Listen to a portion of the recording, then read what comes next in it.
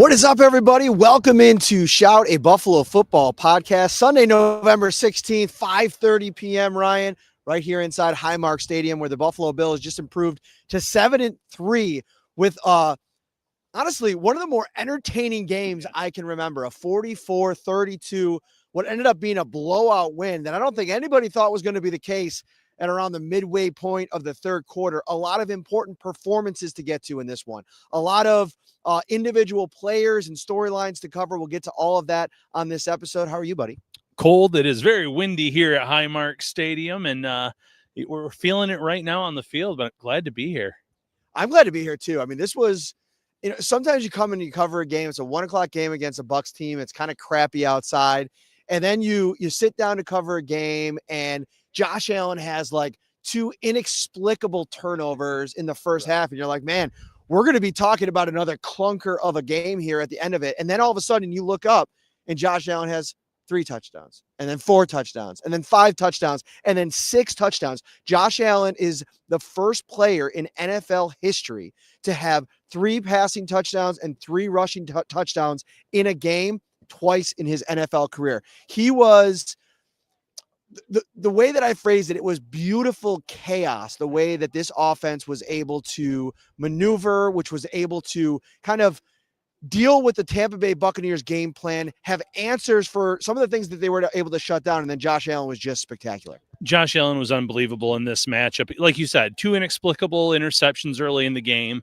One, he was trying to avoid a safety, but after that, he really turned things on. And, you saw the fan base watch him play and saying that this looked like the Josh Allen from about 2020 to 2024, where it wasn't protect the football and just move the chains, win the game that way. It was go out there and do whatever you have to do. And that's throwing the ball for deep plays, big chunk plays downfield, which we saw a lot of today, running the ball, lowering the shoulder, and not sliding. And Matt, speaking of sliding, it's Slider Sunday over at Tops right now. And get ready. Head over to Tops. Every Sunday is your opportunity to enjoy delicious sliders made your way, and now you can win big while doing it. Vote for your favorite slider weekly for a chance to win a man cave makeover. Grab your favorite King's Hawaiian products from Tops and craft the ultimate sliders to make your Sunday even more special. Visit topsmarkets.com/Slider Sunday. That transition was elite. You are at an elite level right now. Your transition game is second to none. I'm proud of you. This is a big moment. So let's get into this passing game. And early in the game, what I think a lot of people had similar frustrations to what we've seen the last couple of weeks out of this offense. And it just felt like everything was hard. Everything was out of sync. I thought actually Joe Brady's game plan to come out and throw out a shotgun the way they did on first and second down kind of like played into what I think the Bucs would have prepared for, because the noise all week was Joe Brady's seat was getting warm. This was a passing game that couldn't figure it out. And then you come out and I almost feel like play right into what I think that they were planning for. But here's what I think Joe Brady knew. This was the best run defense in the league, if not the best, one of the best.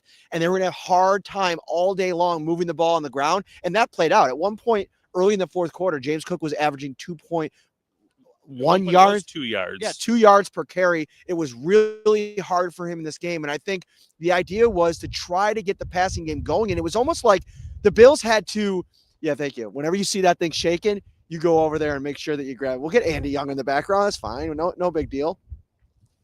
They had to fight their way to efficiency in this game. And it helps when you have Josh Allen able to kind of, what's the word? Figure things out as he goes, maybe try to, things that aren't working, find a way to make things happen in the passing game. There was one point, he missed a couple of throws today. At one point he was 50% completion rate.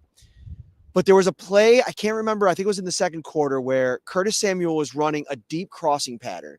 And he was running into coverage. There was a guy trailing him, and then it kind of just looked like he was slowing down with not a lot of room to operate on the sideline. And Josh Allen put his hand up like this, wanted him to break off and get into the scramble drill and kind of go find open green grass. And he couldn't do it. He couldn't do it fast enough. And when Josh Allen kind of got rid of the ball, threw it down the field, he threw it over his head, because that's the kind of play where you want your receiver and your quarterback on the same page. It felt like over the course of time in this game, they slowly got there. And I think it was after that, it might have been a little bit before that, the Tyrell Shavers touchdown was a perfect example of this offense figuring out a way to work off structure. And what's funny about that play, Matt, is Allen was asked about it after the game, and he said he had two guys that were open initially, and he just didn't throw it to either of them. He said Gabe Davis, and I can't remember the other receiver back that he said he had, but he said he kind of held onto the ball, and then Shavers made a great adjustment on the play to go downfield, and he delivered an accurate pass. So making those adjustments in game were huge. You saw them get the backs more involved in the passing game. Ty Johnson taking a ball the distance for a touchdown with a great block by Curtis Samuel on that play.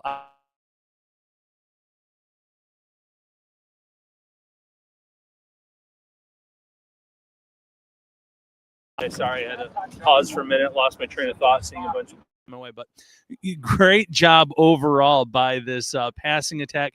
Josh Allen, once he figured it out, this offense was pretty much unstoppable. This is absolute chaos down there. There's bags blowing everywhere. The computer's about to fly off. We've had a couple of these win games on the podcast where we've had to really handle things. And I feel like every time it happens, it's me and you here together, which is good because we have two hands that can kind of go back and forth to this thing. So, we talk about this passing game, them getting it figured out.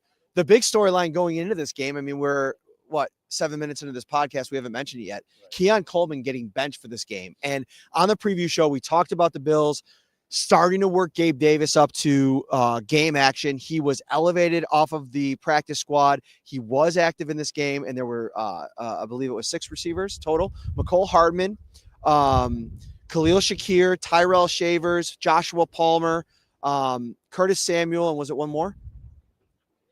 I feel like we're forgetting someone. Read them off one more time that you said. So on the outside, and Gabe Davis. Gabe Davis was the 6th. And so obviously things were going to look a little bit different than the last couple of weeks. And I think Khalil Shakir was able to play a little bit more than I had wondered if he'd be able to play, dealing with the ribs injury this week. He was out there, and I don't want to say very heavily involved, to be honest with you. I thought it was Palmer who made a couple of big plays. Shavers got going. There was a play on a 4th down where Gabe Davis, a 7-yard slant route, got to have it play to keep a drive going. He makes the play and then drops the touchdown, which would have been a really nice play in the end zone. But I thought Gabe Davis brought a sense of security to this wide receiver room this week.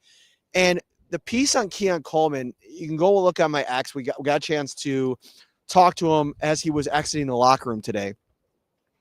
I want to say 2 things on Keon. Number one, I give him a lot of credit with what's going on with his situation.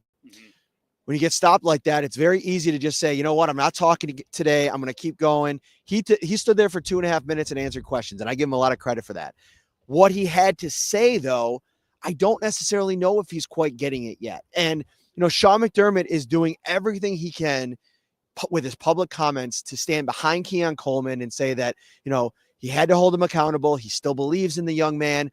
But when Keon was asked about, if this is something that's a problem, if there's something that he's got to learn from this, he basically said not necessarily, right? And I don't have the exact quote, I'm paraphrasing.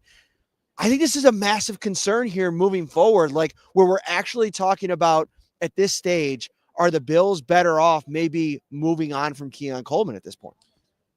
Which is pretty crazy to say after, not even 2 full seasons, but you look at the evidence, and it's only 1 game, but the offense looked a lot better in terms of moving the ball. But the maturity is what it's going to come down to, Matt. And you mentioned Keon Coleman answered about 12 questions in 2.5 minutes, so kudos to him for that. But when he says not necessarily or something along those lines, that is concerning because Ian Rappaport reported today this is at least the 3rd instance of him missing a meeting or being disciplined by the team, missed a quarter or a few plays against New England. This has happened a few times now, and it still hasn't resonated. He still hasn't necessarily learned from it. I asked Sean McDermott today post-game in terms of how frustrating it is that the message hasn't resonated. And he said, it's disappointing a little bit, but at the same time, he has to come in at some point, kind of like a strike system. And at that point, he intervened and told him he wasn't going to play in this game. But he does still have faith that Keon Coleman will learn from this. And if I'm sitting there and I'm benched and I watch the offense put up 44 points, maybe that's my motivation to say, okay, I need them a lot more than they need me. So I need to grow up pretty quickly here if I want to get involved in this offense. I think the biggest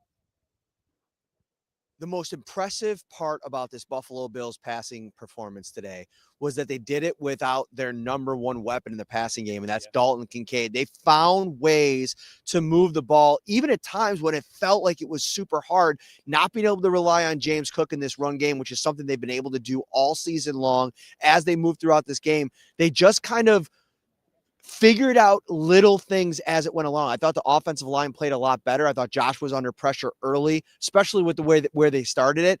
You knew Todd Bowles was going to be aggressive and try to send some pressure, and he did early on. They were able to kind of move away from that, and it was a blow for blow game. And then Josh Allen took over in the second half.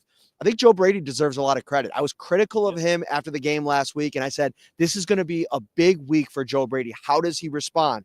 And I think, in a way, the way the first quarter was going and the fact that, the Bills found some offense and then it was turnovers and then it was a struggle and then Tampa Bay took the lead, we could have seen something similar play out where the Bills offense just kept banging their head against the wall and not finding any answers. The way he called this game, the way they came up with some really impressive designs, and I think no other play in this game demonstrated how good of a day it was for Joe Brady than the James Cook passing touchdown where they got him into space. Josh Allen threw a perfect pass. The defense didn't have an answer. Everybody was kind of trying to play catch up. And when you get James Cook into that area, I go back 3 seasons. I think it was in the playoffs against the Kansas City Chiefs. He had a similar touchdown in that. Get James Cook involved in the passing game. That is going to be good for this offense. When you can't run the ball, there's still ways to get him the ball, and the Bills did that today. And that's massive because you have 2 examples now, Cook and Ty Johnson, both scoring receiving touchdowns in this game. And that's been one of the things we've been clamoring for. Get the backs involved in the passing game. The results speak for themselves today. So now it's something you want to see them replicate on a short week heading into Houston for a pivotal Thursday night football matchup. We're talking about Bills versus Buccaneers. We just finished watching it a little over an hour ago, and it was a fun game. I mean, I know I've said it several times. It's on the heels of what we had to watch last week in Miami. I mean, this was a really fun game to watch. And, Shout is brought to you as always by Amtrak. And every single week, post game for the rest of the season, hopefully for Bills fans all the way through the Super Bowl, we'll be giving out the Amtrak Hype Train Player of the Week award. And before we get to that player, I have one, and it's on the defensive side. And there's a lot to get to on the defensive side. But I want to let everybody know, if you're planning a trip, say you're coming into Buffalo to catch a Bills game, maybe you're in Western New York or somewhere in New York and you want to go into the city for a weekend. They're going to put the tree up soon. It's beautiful time of year. Get to Amtrak.com and let them take you there. No middle seats, free Wi-Fi, and kids ride 50% off. You cannot beat traveling on Amtrak. My Hub Train Player of the Game Award, Cole Bishop. Big time play. Bills down 26-21 in the third quarter. Need to make a play. If the Bucs go down and go up 2 scores at that point in the game, you wonder. I mean, you talk about the pressure game for the Bucs defense. They're going to be able to ratchet that up a little bit against Josh Allen in this offense. Cole Bishop reads Baker Mayfield, jumps in front of a pass that was meant for Emeka Egbuka, although I don't know if there was anybody really close in the area. Yeah. He comes up with his 2nd interception in consecutive weeks. A huge play for what I think is one of the few bright spots for a Bills defense that continues to struggle to defend the run. Yeah, 100%. And listen, if we're being honest, Josh Allen's the Amtrak Player of the Game. 6 touchdowns speaks for itself, but you could almost give that to Allen anytime. I'm going to go with 2 players, one on offense, one on special teams. Tyrell Shavers, unheralded player, comes in, 4 catches, 90 yards, and a score in a game where the Bills' passing attack hasn't looked good. You didn't know who was going to step up in the absence of Keon Coleman. Makes a big play down the field and has a few other heralded. Ray Davis would be my second Amtrak hype train player of the week because, he's not involved in the offense right now, but what does he do? He goes back there and returns kicks today, averages almost 40 yards per return, looked unbelievable while doing it. And props to Mecole Hardman as well for 61 yards on the Mecole. I got to get that right. I've said that a few times, actually. Mecole Hardman coming out there with a 61-yard. I know he muffed the punt and fumbled that, but overall, the kick return game was massive for the Bills today. The Bills entered this game. Check out this stat. I looked it up during the game. It was in my my post-game story. The Bills entered today as the 2nd worst team in the NFL in terms of average drive start. They're starting every drive at the 28.5-yard line, their own. The only team worse in the NFL so far is the Philadelphia Eagles. Go figure. Those two teams struggling that much in that department. The Bills came out today, and they were averaging at 1.43.5 yards per kickoff. You mentioned Ray Davis. They kicked it to McCole Hardman, and he went for 61 yards, and then they're like, we're not going to do that anymore. Right. So they start kicking it to Ray Davis, who absolutely was unlocked in the return game today. And I think that they've really landed on something. Sure, McCole Hardman, who has a history of putting the ball on the turf in the return game, that's something they're going to have to address in the punt game. But in terms of coming out and making a statement, making an impact, I thought Hardman did a great job, and kudos to Ray Davis as well. Those are big-time plays. I want to get to Shavers real quick and dive into that. Gabe Davis was always the easy one to look to lean on in this game, but Shavers continues. I mean, I even mentioned to you before the game, how much longer is Shavers going to be getting a roster spot like every single week? He's been doing a lot of dirty work in the run game. I give him a lot of credit there, but they need a spark in the passing game. I don't know if his ears were ringing, but he basically dunked on me with this performance, going for 90 yards and a huge touchdown catch. And that was a pretty decent sized level of difficulty play there to go up and to go kind of like falling down and making that catch. It was a really impressive play. And I think Shavers, his performance today was one that probably solidifies his role moving forward. And it's going to be hard for Keon Coleman to get back onto this active roster if game day roster, depending on who's active. Now, I will say on a short week, watch for Gabe Davis and how he responds to playing what I think is around 25 snaps in this one. If he's not feeling 100%, you can easily maybe go back to Keon Coleman on a short week against Houston and see how he responds. Yeah, and again, Hardman's main job today was returning, but he suffered a calf injury today too. So that could be another player that's not up or available for Thursday Night Football. So that might lead to Coleman getting another opportunity. But in terms of Shavers, let's see if he can build upon this because he waited so long, fought so hard for a roster spot, and today it paid off in a big way. Speaking of paying off in a big way, it is Christmas bonus right now at Tops Friendly Markets. And what that means, if you head over there and you shop at all for all your other favorite brands, all you have to do is spend $10 and try to get a gift card of your choice. And now you're starting to talk about racking up all of that savings for everybody. You want a gift card from Best Buy, from Lowe's, from all your favorite places. Head over to Tops and participate in the Christmas bonus program. Head over to their website. You can get some more details. All right, where do you want to go next? Because I think I know where you're going to want to go. A lot of good things to talk about with this Bills defense or with this Bills performance. Right. The run defense, man, it is still a major concern. The third time this year that the Bills give up over 200 yards on the ground, and two other times they almost gave up 200. This is an issue. And again, I know we keep talking about it. What's happening at the second level of this defense from Terrell Bernard, Matt Milano, and Taron Johnson, you're just not getting the level of play that we've seen from those three players, especially Johnson and Milano. Bernard's in his separate. We talked about the injury, I think, that's going on there. But Johnson and Milano, I mean, there's been real regression in their game. And in the case of Milano, blown coverage on the Sean Tucker touchdown reception, really worrisome. I thought Bernard played better today, and I'll rewatch the game and check that. But he made more plays. He seemed to be in the right spot more often, dealing with an injury and playing through it, gritting it out. You hope that maybe Shaq Thompson is available on Thursday Night Football to kind of take some reps away, though, to help him out in that case. But, yeah, this defense, it's worrisome because you look in the first half and they were making Sean Tucker look like a superstar running back. And no knock on him, Syracuse guy.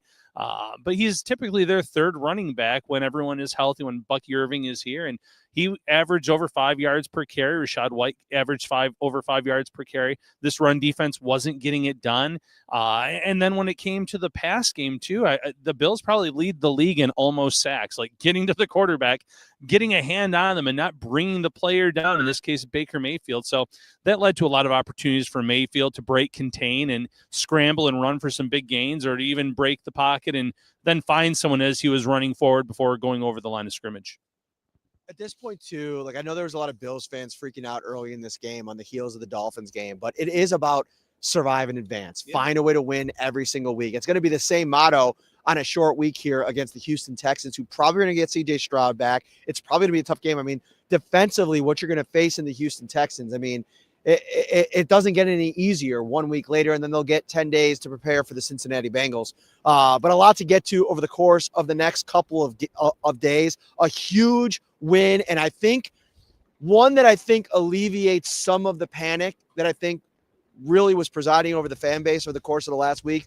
We'll see if they can kind of keep this thing going on the road against the Houston Texans. We'll have a lot of content in a short amount of time at the site over the next couple of days. And Ryan Talbot, as I man the computer so it doesn't fall down again, I'll give you the final word.